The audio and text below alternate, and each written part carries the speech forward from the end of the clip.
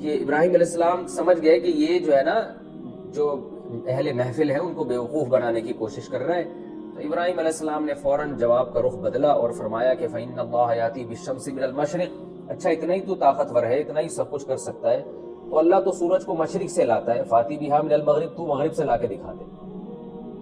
تو فَبُهِتَ الَّذِي كَفَرَ, وہ ایک دم مبہوت ہو گیا. حالانکہ دیکھیں وہ کہہ سکتا تھا کہ ٹھیک ہے اللہ مشرق سے لاتا ہے اور آپ مجھے کہہ رہے ہیں کہ میں مغرب سے لا کے دکھاؤں, تو آپ اللہ سے کہیں وہ مغرب سے لا کے دکھا دیں. یہ جواب وہ دے سکتا تھا, اگرچہ یہ بھی بےہودہ جواب ہوتا, لیکن وہ کیوں نہیں دیا اس نے یہ جواب؟ اس لیے کہ وہ اس کلام میں نا جو اس نے پہلے کہا تھا کہ میں بھی زندہ کر سکتا ہوں اور میں بھی موت دے سکتا ہوں, اس میں وہ اپنی طاقت اور قدرت بتانا چاہ رہا تھا. تو ابراہیم علیہ السلام کے اعتراض کرنے سے, ابراہیم علیہ السلام کے یہ بتانے سے کہ اللہ مشرق اور مغرب سے اللہ مشرق سے سورج کو لاتا ہے, تو وہ سمجھ گیا کہ مشرق سے سورج لانا میرے بس میں نہیں ہے. چلو موت اور زندگی ظاہری لحاظ سے میرے ہاتھ میں ہے, کہ کسی کو مرنا تھا تو میں نے اس کو رہا کر دیا, اور کسی نے زندہ رہنا تھا تو اس کی گردن اڑا دی. یہ ظاہری لحاظ سے بظاہر دیکھنے میں یہ تو میرے بس میں ہے, لیکن مشرق سے سورج کو نکالنا یہ میرے بس میں نہیں ہے. تو یہ کوئی اور ہی ذات ہے جو یہ کام کر رہی ہے.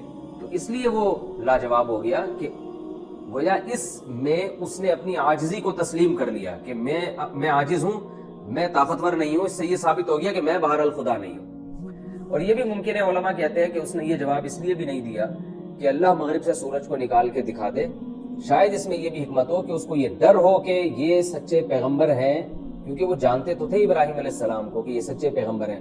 تو اس بات کا پورا امکان موجود تھا کہ ایسا نہ ہو کہ واقعی اللہ سورج مشرق سے مغرب سے اس دفعہ نکال کے دکھا دے, تو پھر میری جو حکومت ہے اور وہ بالکل ہی ختم ہو جائے گی, میرے درباریوں میں کوئی بھی میرا ساتھ نہیں دے گا. اس لیے اس نے عافیت اسی میں سمجھی کہ خاموش ہو جاؤ, چپ کر جاؤ, چاہے اس میں اس کو شرمندگی. فبوہیتا کا معنی ہے کہ بالکل ہی مبہوت نہیں ہو جاتے, حیران کہ میں کیا جواب دوں, تو یعنی رسوا ہو گیا وہ.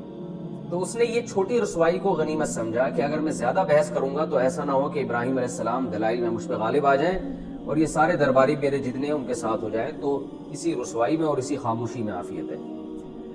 آگے اللہ نے فرمایا فَبُهِتَ الَّذِي كَفَرَ, جو کافر تھا وہ کم بخت مبہوت ہو گیا. وَاللَّهُ لَا يَهْدِي الْقَوْمَ الظَّالِمِينَ, اللہ ایسے ظالموں کو ہدایت نہیں دیتا.